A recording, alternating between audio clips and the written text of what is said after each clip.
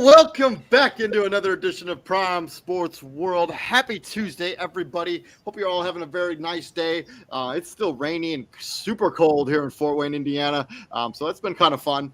But yeah, if you're looking for consistent content on Facebook, YouTube, and Twitter, Twitch, Prime Sports was a pretty good place to hang out, so please like, share, and subscribe. We bring you basically content every single day, updating you in the worlds of NFL, NBA, college football, and soon college basketball shows. Izzy's going to start that up. I'm your host, David On Point. Right there is Mr. TJ Hopkins. Welcome into the show. I have shared the StreamYard link into all of the places, including our main Prime Sports World Facebook page. So if you guys want to join us and talk a little bit of NFL action, more than welcome to do so. But as I mentioned, this is going to be our week number 6 Monday Night Football recap, and then we're going to get into week number 7 with our preview and our predictions. I'm also going to give you my lock of the week as long as I still have one, and we are going to give out game balls. There were some outstanding performances here this week in the NFL, and we are going to highlight those performances. Also, joining us on the show is DailyBlitz.blog's own Mr. Kristen Simpson. Welcome into the show, my friend. What's going on? How are you guys all doing? Good. NBA is back, so it's always a good time. Yeah, 100%. Let's get into the Monday Night Football debacle that was Monday Night Football. And I got a real quick request from the National Football League. I don't need to see the Denver Broncos on Monday night on primetime football again this season. I just don't. Let's talk about the stat lines here. Obviously, Denver goes into SoFi Stadium, comes away with a 3-point loss there in overtime against the Los Angeles Chargers, 19-16. Russell Wilson, 15 of 28, 188 yards and a touchdown. Just so you know, he was 10 for 10 for his first 10 passes, and with a touchdown. He went 5 for 18 the rest of the game. Latavius Murray, 15 carries, 66 yards, as Melvin Gordon was resided to the bench after he fumbled or having fumbling issues. Jerry Jeudy, leading receiver for the Denver Broncos, 3 catches, 54 yards. Greg Dulcich got his first career NFL touchdown, 2 catches and 44 yards and a tutty, that 39-yarder in the first quarter. And then on the Chargers side of this, Justin Herbert, 37 of 57 for 238 yards. Austin Eckler, 14 carries, 36 yards, and a touchdown. Joshua Palmer, 9 carries, 57 yards. Austin Eckler also had 10 catches in this game for 47 yards. I got to be straight up honest with you. This was not entertaining football to watch. It was an overtime game that was overly boring. Yeah. It just seemed like Denver, they're stuck in their own way a little too much. Like, they might have a drive going and then they get away from what it was that was working for them. You see what I'm saying? And I don't know what it is with Russ. Like, he just doesn't look that locked down. I don't know if he's injured. I don't know if he's not. Well, yeah, he does have a torn lat or something that he's playing through in his right arm. So that could be it. He had surgery to fix that, but what's his name? Hackett did say he injured his hamstring last night. They don't know the severity of it. I'm like, come on, man. Yeah, it just sounds like excuses for not playing well. Y'all just pulling that's right. It's like y'all just pulling stuff out of thin air now. Again, I just need that same energy kept, man. Like, everybody can screenshot Justin Fields or all these other young quarterbacks. They can screenshot, them missing potentially wide open dudes. Russell Wilson did the same thing last night. Like, there was literally his tight end was wide open right in the middle of him, right in front of him, and he doesn't see him, and then he gets sacked. Well, Russell Wilson's for sure not getting a pass right now. He's for sure getting trashed by everybody in the world. He's like the coaching staff's getting trashed. Shout out to Justin Hopkins, by the way, and be able to make 4 field goals in that game after he would like collapse every single one he made. Like, the fact that he was out there gritting it out, good for him, man, for real. Yeah, I think he had hammy issues and. Yes, he was a quad. He was coming to the game with a quad injury. I think he aggravated it during the game during that first. He's actually going to be out 2 to 4 weeks with a hamstring injury. He gutted it out with a gutty performance, including the game-winning field goal. These teams were actually pretty even most of this game. 258 yards for Denver, 297 for the Chargers, 1 turnover on each side. Chargers obviously had 11 more first downs in this game. They dominated time possession as well by almost 10 minutes. This is a game that just the Denver Broncos, their offense just looks stuck. Like, their defense, they're wasting an elite defense. It's what you call it. They remind me of the Bears so much, minus the whole elite defense part. The first 12 to 15 plays, they look good. They look good. They right on script, and then it's like after you get past that, it's all right. What do we do? What do we do now? I like my playbook is gone because I ran my first 15 plays and they worked, and now I know I can't like double dip back into the well.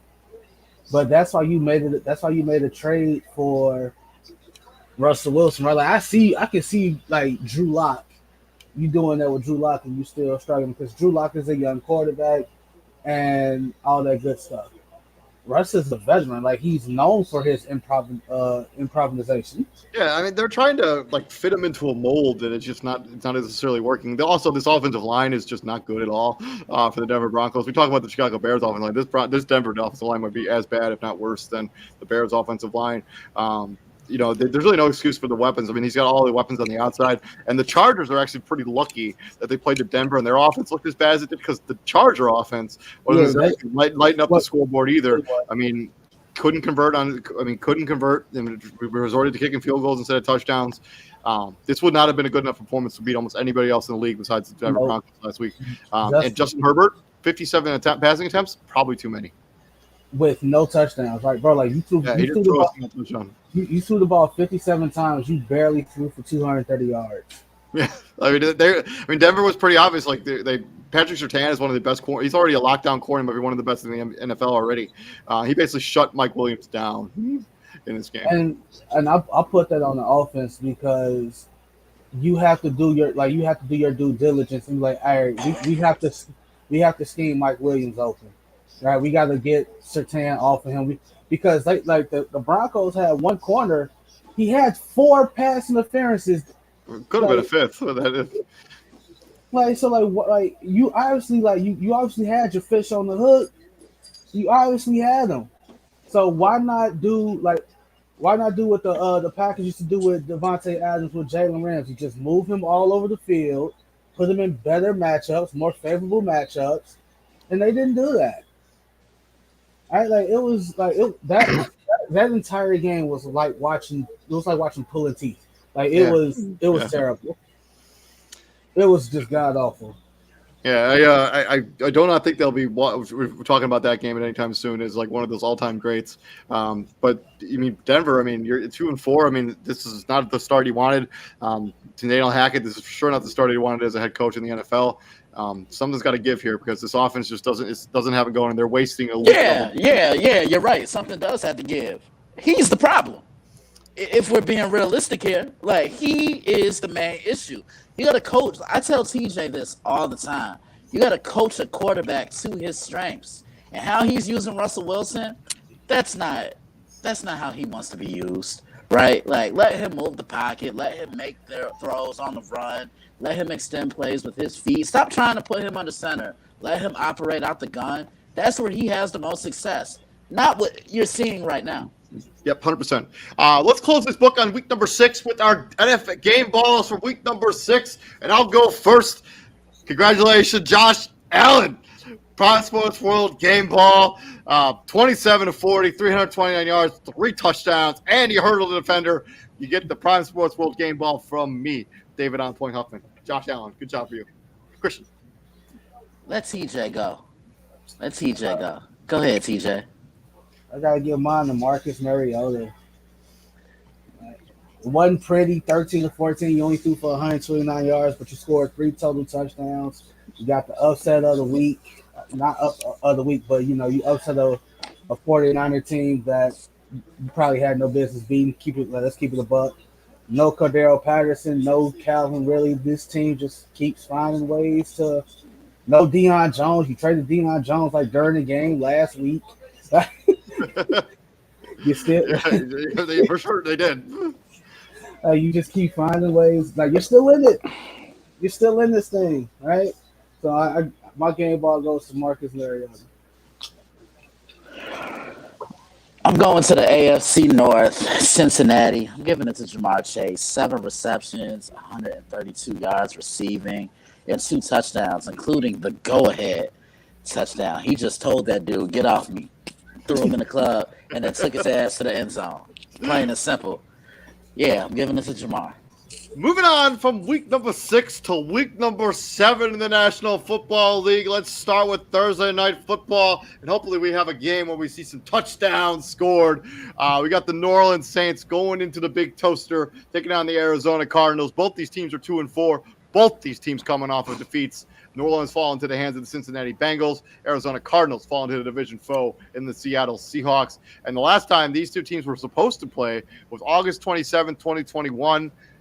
The game got canceled. If you remember, that's a preseason game. That's when they were in the heart of the COVID stuff, and that game got canceled, a preseason game.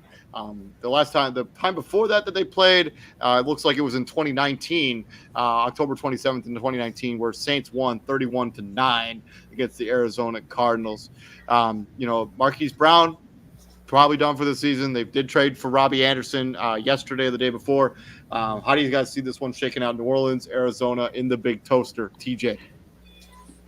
Ain't DeAndre Hopkins back? I think he has to wait one more week. Let me check on that. Because I thought it was an 8-game suspension.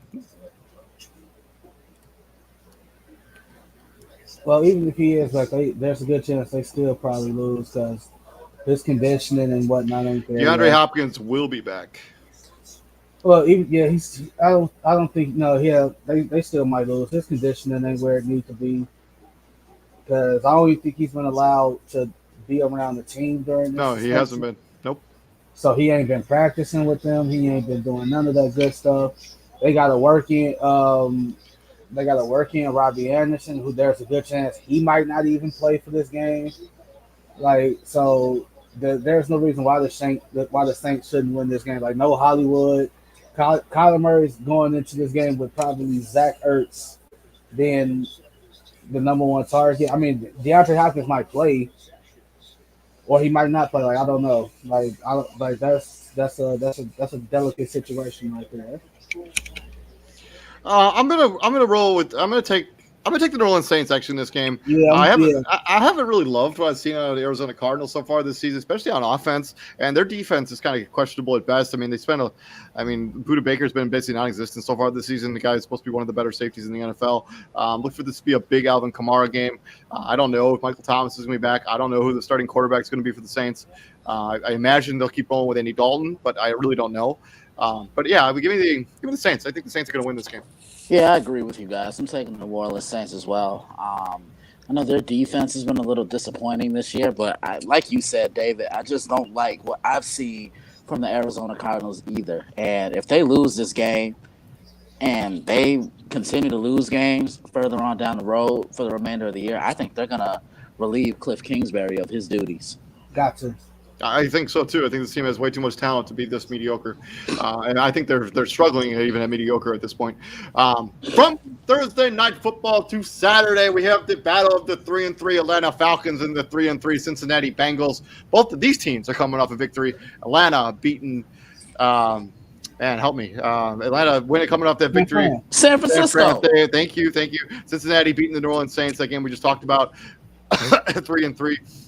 The last time these two teams played was in 2018. Cincinnati edged out a 37-36 victory. I do not think it'll be that close this year. I'm going to roll with Cincinnati winning this game. I think they're going to be clicking on all cylinders in this game against the Atlanta Falcons. Give me Cincinnati. Christian. Yeah, I'm with you. I'm taking the Cincinnati Bengals as well. I just think they have more offensive firepower than Atlanta. Atlanta doesn't have enough across the board to match with those weapons. You worry about Jamar Chase. You got to worry about T. Higgins. You worry about T. Higgins. You got to worry about Tyler Boyd. You got to worry about Hayden Hurst, who I think could have a huge game in this one because he knows what the Falcons are going to bring. You can't sit here and tell me he's not in those defensive meetings saying, hey, they're going to run this. Give me the ball here. So I definitely like the Bengals. And no Deion Jones. Bingo. And no Deion Jones. So, yeah. I just think it's just too much across the board for Atlanta. I mean, we've been wrong before, right? We've definitely been wrong before. We definitely thought San Francisco had too much across the board, and they somehow, some way, squeaked that one out. Well, 2 touchdowns. They dominated that game. Right, I say that's 2 touchdowns. It's not 2 touchdowns. It's not squeaking anything out. But they nipped it in the bud, man. Like San Fran scored all their points in the first half, didn't get close to scoring again. Right, so we can say that, but on paper, Cincinnati's better. But we don't play games on paper. But I'm still going with Cincinnati because Burrow is better than Mariota. That's for sure. Moving on from that game, we got the battle in the NFC North versus the NFC East. Detroit Lions coming off their bye week. Dallas coming off that loss to the Philadelphia Eagles. Detroit 1-4. Dallas is 4-2. Last time these two teams played was in 2019. Dallas squeaked off the victory 35-27. TJ, how do you think this one's going to shake out? This game is in Dallas in Arlington. If I'm Dallas, I kind of got embarrassed Sunday night. Dak Prescott will be back in this game. This is the perfect game for these next 2 games for the Cowboys. Are perfect for Dak to get right. They are definitely like definitions of get right games, right? You got the Lions and the Bears in back-to-back weeks. Somebody clearly loves the Dallas Cowboys and wants them to be good. I think the NFL wants the Dallas Cowboys to be good. So it's if I'm especially that defense, right? Like there was little to no resistance for Philly moving that ball, right? Like Jalen Hurts was moving the ball up and down the field. AJ Brown was doing AJ Brown things, right? But that defense, you gotta look at that. You gotta take that personally. Like, don't get me wrong, the Lions don't have anybody of AJ Brown's caliber, right? Like their best offensive weapon, we can all agree, is Amon-Ra St. Brown. Like, ever since he got returned from that injury, he hasn't really been the same player. He's been pretty quiet the last couple of games, even though he's been active for both of them. Now I will. What's his name? So you got Amon-Ra St. Brown. You got why the tight end? Why am I drawing the blank? T.J. Hawkinson. They also have Josh Reynolds, who's played pretty well. DeAndre Swift may or may not return in this game. Now, also, me and David, we always laud Detroit for their offensive line because they built that thing pretty goddamn good. They did. Their offensive line. So if they can hold on, Jared Goff can throw a party. But Dallas got embarrassed a little bit, so Dallas is going to win. Yeah, I'm with you guys. I'm taking the Cowboys as well. They just couldn't get it going the other day. Remember what I said? If Philly got that game into a shootout, it was going to be tough for Dallas to climb back in. Yeah, like TJ said, if there was ever the opportunity to get right, this is it right here. Because like we saw that game, right? Like DeMarcus Lawrence, he had a chance to make some plays, and Jalen Hurts juked him out of the shoes. Right, Trayvon Diggs threw a whole temper tantrum on AJ. Like we saw it, right? He took his helmet off on the field. He's slamming his helmet up. Like, bro, like that's childish, right? Like you can't be acting like that. You know, like I get it. Like, bro, you got beat. It happens. You're gonna get beat some more. Keep playing. Sweep this. I'm also taking Dallas Cowboys to win this game. I think this is a get-right game for them, too. And I think it's a perfect game to bring Dak Prescott back. They should have a very potent offense against Detroit because I just don't love this secondary in Detroit. And then they go up against the Bears. So, give me Dallas as a get-right game for them. Good game for them. Moving on from there, we got the AFC South showcase. Indianapolis Colts, for some reason, getting all the division games out of the way, like stupid early this season. I mean, they've already played a game against Texans. They played both games against Jacksonville. This is their second game against Tennessee. It's only week 7. Like, for real, they have one divisional round, one divisional game left for the rest of the season. Indianapolis Colts 3-2, coming off that victory against the Jacksonville Jaguars. Tennessee Titans coming off their bye week. Moving on, last time these two teams played was actually earlier this season. Obviously, I just referenced Tennessee won 24-17. This game is in Tennessee, who actually are talking about building a new stadium, a new dome stadium there in Tennessee. I didn't think Nissan Stadium was that old, but I'm going to roll with the Colts. I like what they're doing on offense, and Matt Ryan's done just enough on offense as the gunslinger, kind of get them through the hump. Tennessee has a secondary question marks too, and offensive question marks. So we'll see what ends up happening. I will pick the Colts, but I don't feel great about it whatsoever. Christian. You know what's coming, David. First one. Shameless plug. When these two met the last time, Indy just got stuck in their own way. anytime an opportunity presented itself, they got away from what created that opportunity for them. And I'm with you. I like how they're moving the ball up and down the field, but Matt Ryan can't throw the ball 58 times. Like that's a recipe for disaster. That's a recipe for them to lose. They're lucky that they ended up losing, that they ended up winning that game. And I really like what I'm seeing from Alec Pierce. Matt Ryan really seems to be really comfortable with him. Is Shaquille Leonard playing in this one? Let me go ahead and take a look at that. Yeah.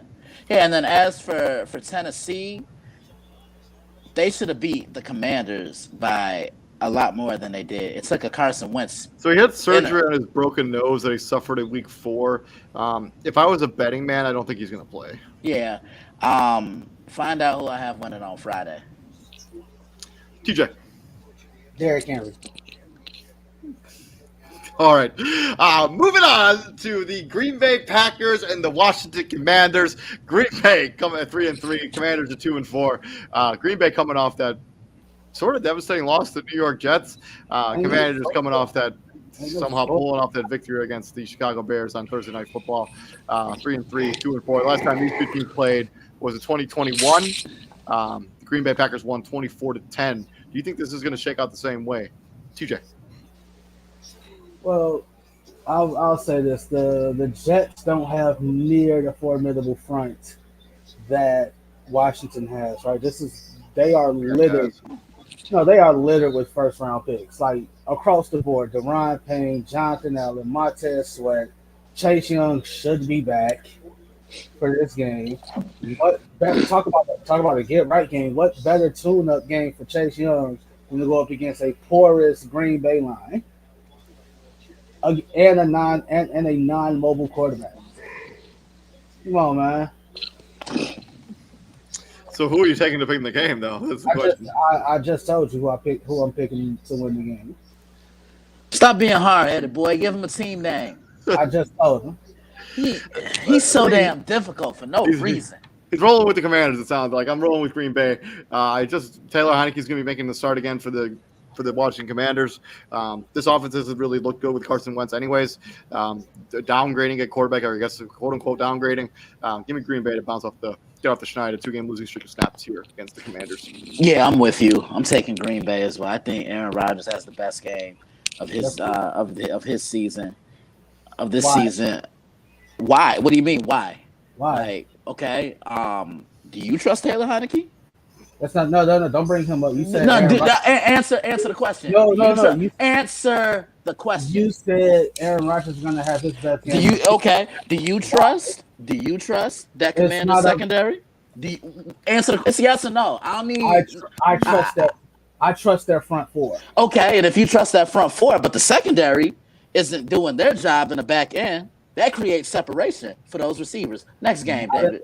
David. I'm moving on to the next game. We got the Tampa Bay Buccaneers going into Carolina and taking on the 1-5 Carolina Panthers. I have no idea who the starting quarterback is going to be for the Carolina Panthers. Sam Darnold comes off IR this week, so I imagine maybe it'll be him. Buccaneers 3-3, coming off that loss on Sunday. Carolina also coming off a loss on Sunday. Last time these two teams played was last season. Tampa Bay scored 41 and beat them 41-17. I think that's exactly what's going to be happening here. Taking Tampa Bay as my lock of the week. Oh, God. I think they bounce back in a big way. Give me Tampa Bay to win in a big fashion. Lock of the week. Tampa Bay Buccaneers. Christian, brother man, Christian. Yeah, what's up, man? So it's the Giants and the Jags. Is that a shameless plug too? Like, nah, it's not. What? That's not what? Nah, it's not. Nah, it's not. It would have been. It would have been, but yeah, my second shameless plug is coming up. It's coming up. Okay. Yeah, it's coming up. You want to just go into the Giants and the Jags and pick? Yeah. Look, TJ, can I say it for the both of us? Next game, Tom Brady. TJ, do you hear how calm I get when I say that man's name? Tom Brady. Moving on, we're going to start with the battle between the NFC East and the AFC South. We got the New York Giants coming in at 5-1, fresh off their victory against the Baltimore Ravens, going into Jacksonville and taking on the Jacksonville Jaguars, who are 2-4. Last time these two teams played was in 2018, and the Jacksonville Jaguars won that game 20-15. How do you guys see this one shaking out, TJ? Oh man! All right, let's see if the Giants can keep this thing going, man. All right, I'm interested. Like the NFC East has turned back into the NFC Beast. Right? You got three teams that are just really goddamn good.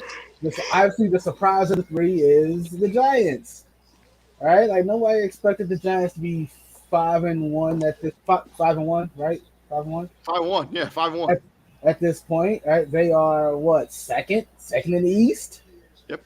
I mean, they're. Right. I mean, I guess they're second in the East, only behind the Philadelphia Eagles, who have not played yet. So yeah, I'm gonna go with the Giants. I think their defense can make a bit more one more play than the Jaguars can. Yeah, I'm gonna go with the Giants. I'm also rolling with the G-men. I think this is one of those games where Trevor Lawrence may struggle. And the Giants are just a gritty, tough-nosed football team right now. They win those tough games. They win those hard-nosed games. Brian Daboll has them playing extremely hard. Give me the Giants. Yeah, I'm with you guys. I'm taking the Giants as well. I really like what that defense is doing. That front four, I think, is going to be the difference maker on Sunday. Lots of Dexter Lawrence, Kayvon Thibodeau. He got his first sack out the way. Now he can play freely. Is Leonard Williams back? No, I don't think he is for this one. But when he does come back, that's going to make this defensive front four a lot scarier because you have Ojulari and you have Kayvon on the edges, and you got Dexter Lawrence and then Leonard Williams. This could be one of the best this could be one of the best front fours in the league. Man, imagine if they still had James Bradbury. Like, why do they have to release him? Like they should have just kept him. Like, yeah, this would be one of the best defenses in the entire NFL if they kept him.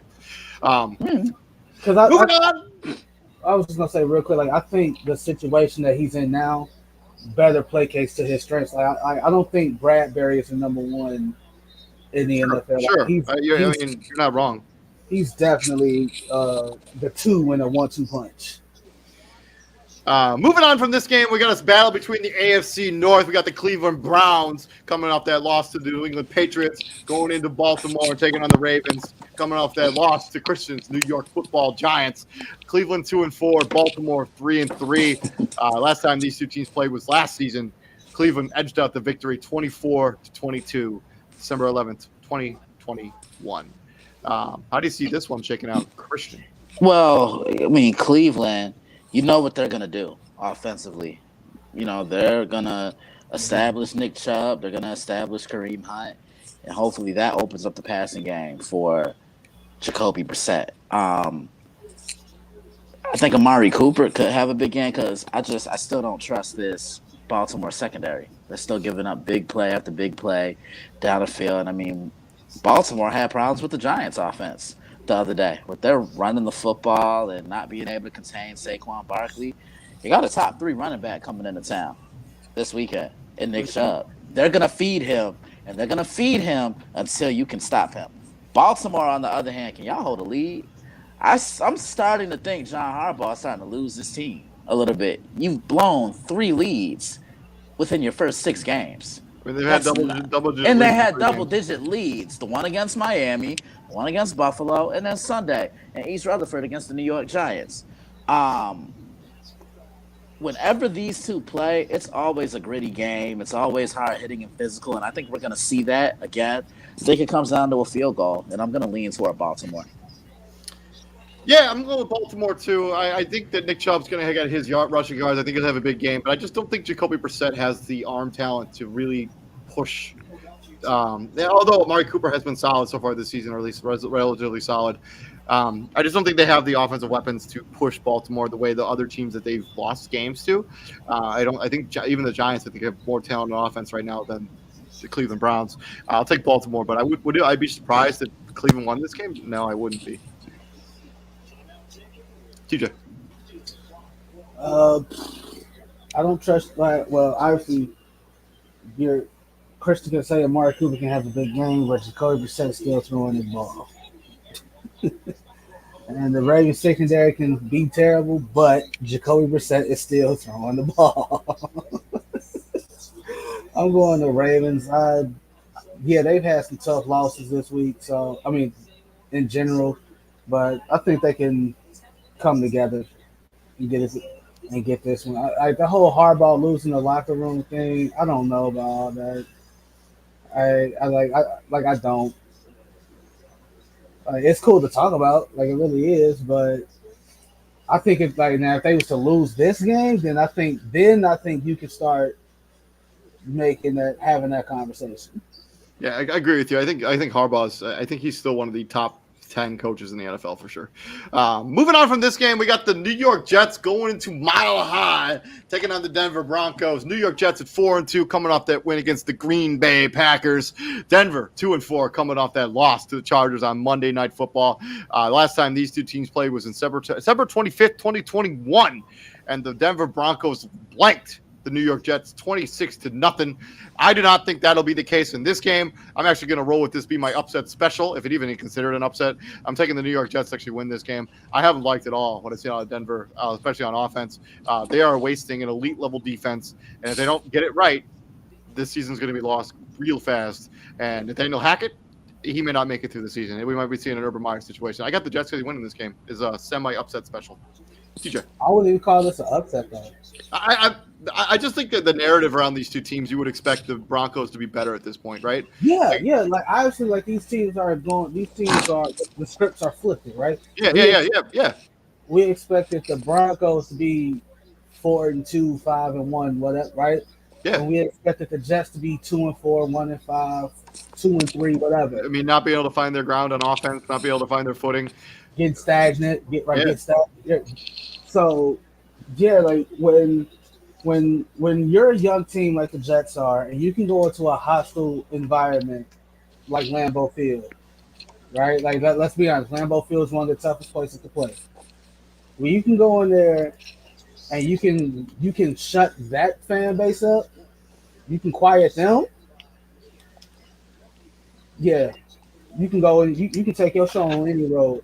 So at this point, the only advantage the Broncos got is that they play at high elevation. That's it. Because right now they are not a good team. Oh, they're for sure not. Yeah. Are you taking the Jets to win the game? I am taking the Jets to win the game. Absolutely. Christian. Yeah, I'm with you guys. Sweet across the board. I'm taking the Jets as well. Look, add a little cheese sauce to my Denver omelet. Next game. Moving on to again between the AFC South and the AFC West, two teams coming off their bye in the Houston Texans and the Las Vegas Raiders. Houston 1-3-1, Las Vegas 1-4 coming into the season. Last time these two teams played was in 2019. Houston Texans actually won that game 27-24. How do you see this one shaking out, Christian? Seattle's played a lot better than I think anybody anticipated them to this year. Everybody thought this was going to be a wasted season, but they've been in just about every game. This is the Texans and the Raiders. Oh, this is the Texans? Oh, my bad. Don't you skip over the Texans and the Raiders. Don't nobody care. Ain't nobody care. Anyway, he did, right?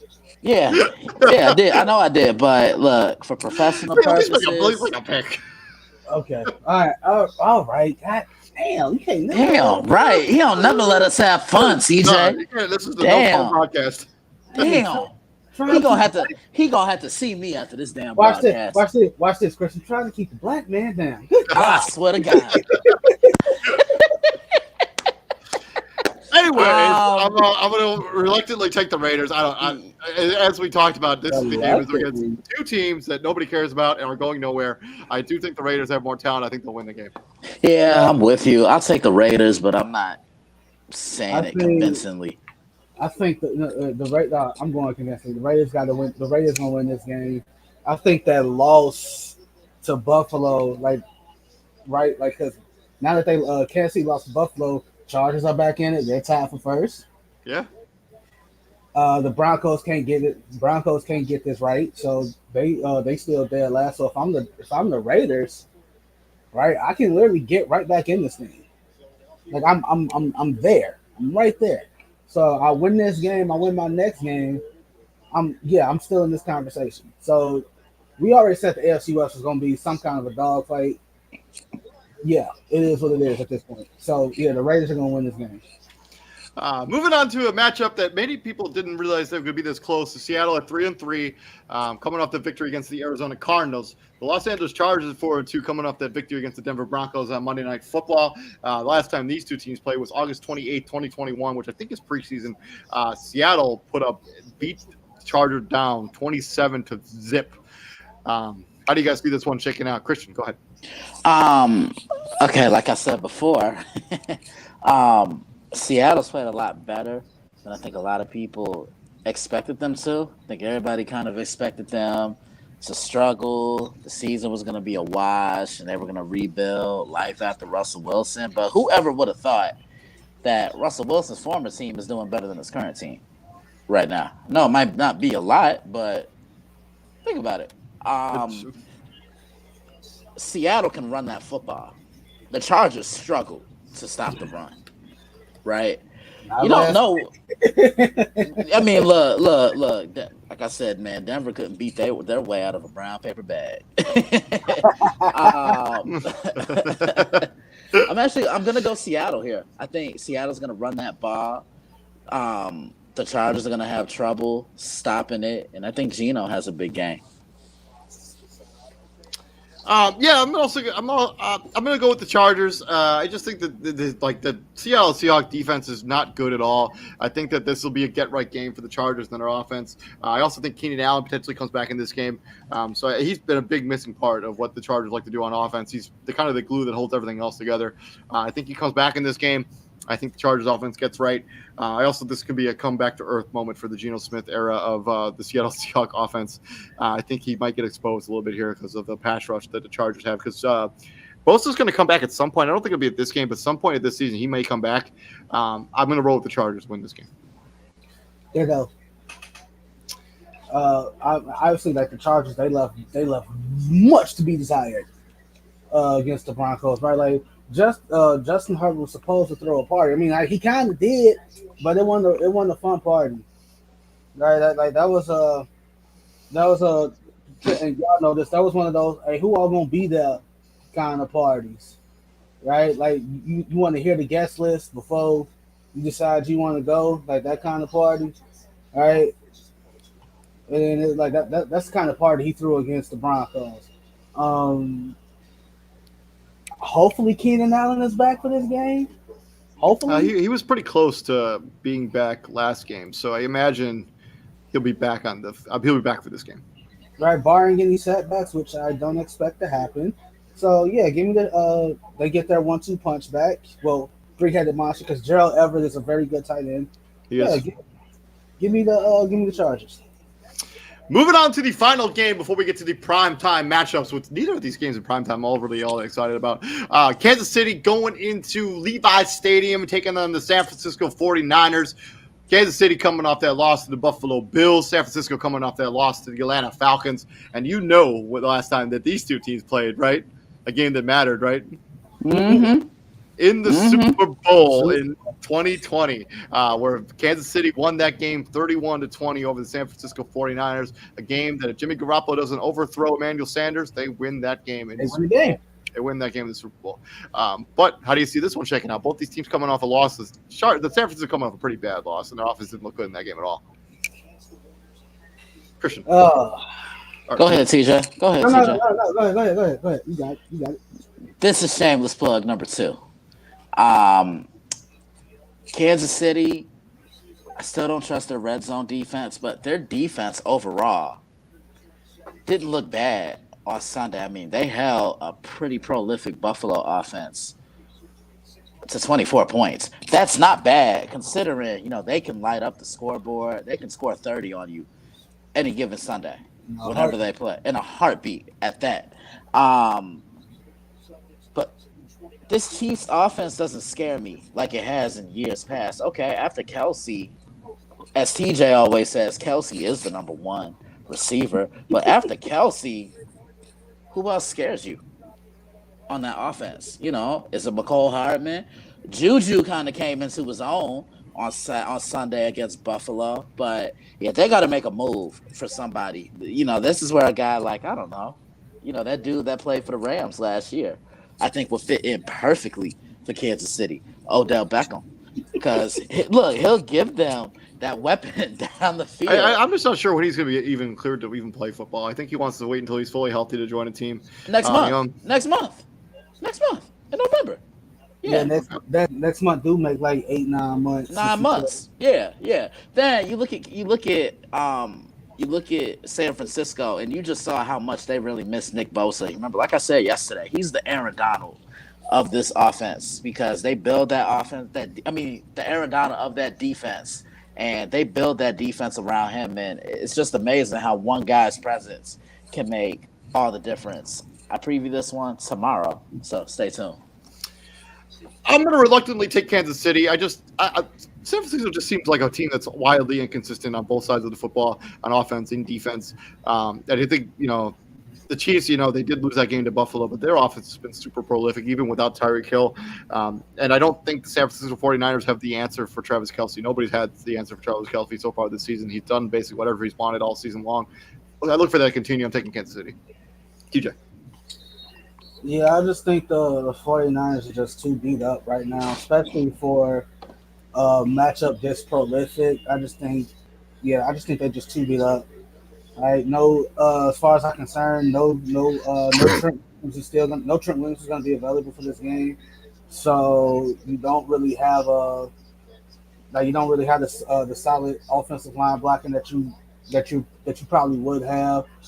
So I expect Chris Jones and the others to make life hard for Jimmy Garoppolo. Make him a quarterback, basically. Yeah, I think they're for sure going to try to push that. Like, we're 49ers are going to have to beat with the Jimmy Garoppolo arm. I don't think he's going to be able to. Exactly. Moving on into Sunday Night Football, Pittsburgh Steelers rolling into South Beach and taking on the Miami Dolphins. Pittsburgh coming off that kind of semi-shocking victory again over the Tampa Bay Buccaneers. Miami coming off that loss to the Minnesota Vikings. Tua will be the starting quarterback for the Miami Dolphins in this game. I think it's going to be Trubisky, the starting quarterback for the Pittsburgh Steelers, but honestly, I have no idea who it will be, and there's no way to really know at this point. The last time these two teams played was in 2019. The Pittsburgh Steelers put up 27 points to the Miami Dolphins 14. How do you guys see this one shaking out? TJ, I'll let you have the floor first this time. I want to go with the Dolphins. I do. Tyreek Hill was still putting up 10 for 150 with two different quarterbacks throwing him the ball, so there's no reason to think why he shouldn't continue that. I'm going to go with the Dolphins. They're just a better team right now. Christian. Yeah, I like Miami in this one. Yeah, the Steelers did good things last week against Tampa, putting that pressure on Brady and finally not playing soft coverage, but I like the Dolphins to bounce back and get back to how they looked at the beginning of the year. It's not going to be easy, but I think they do it.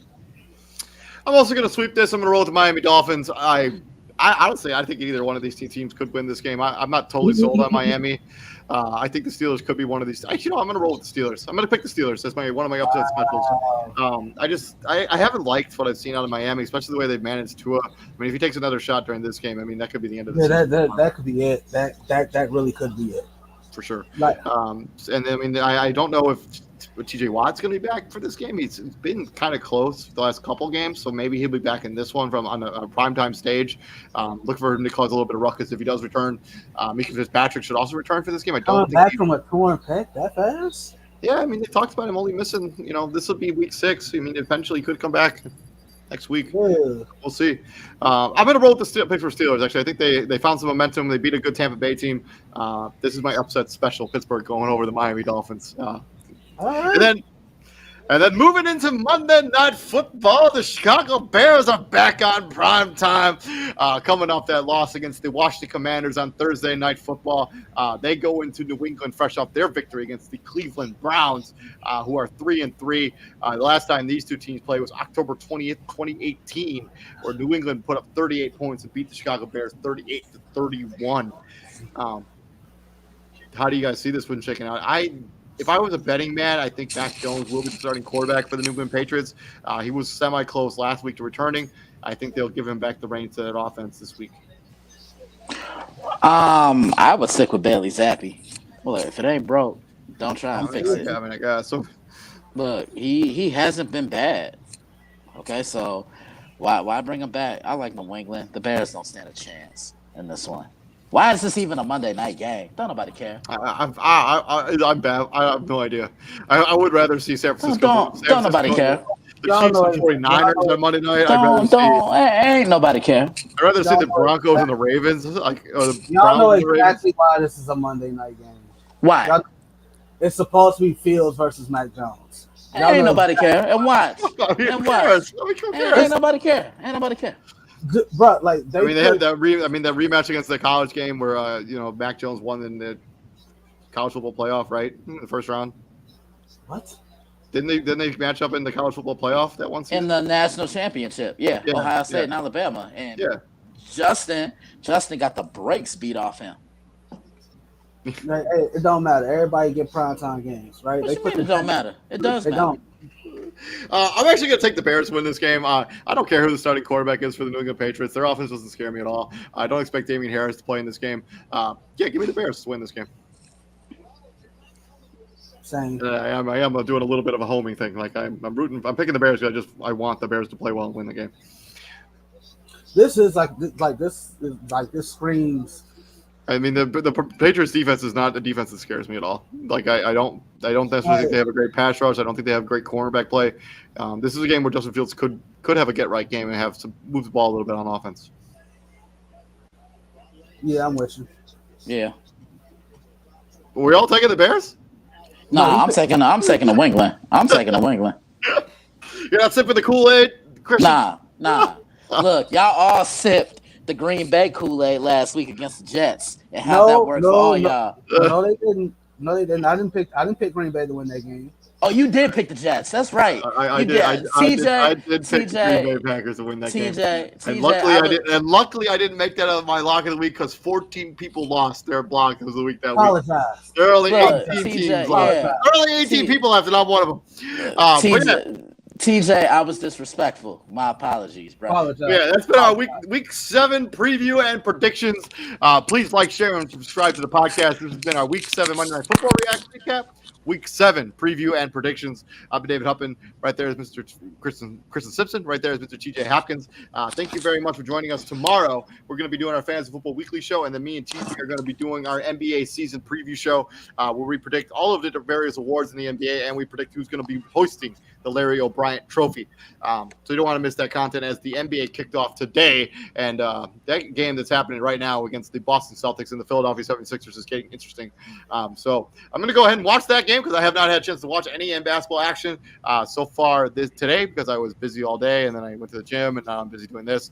So hopefully everybody guys enjoys the rest of the evening. We will see you guys all tomorrow. I've been David Huppin, and gentlemen, what do we do here at the Prime, my friends? We bring the heat. Yes, sir. We bring the heat, and we could use it here in Fort Wayne because it is freezing cold. And speaking of NBA, David, the Lakers announced their starting 5. I will send it to you. Send it to y'all in the group chat. I already know one of the part of it. Is Street Clothes playing? Yeah, he's starting set. Street Clothes is playing. See, I don't call him Street Clothes. I call him name brands because he wears name brands more than he wears his own uniform. Anyways, we'll be back here tomorrow. You guys all have a good night, and we'll see you guys later. Please like, share, and subscribe to the podcast. I'll see you guys later. Peace out. Yep.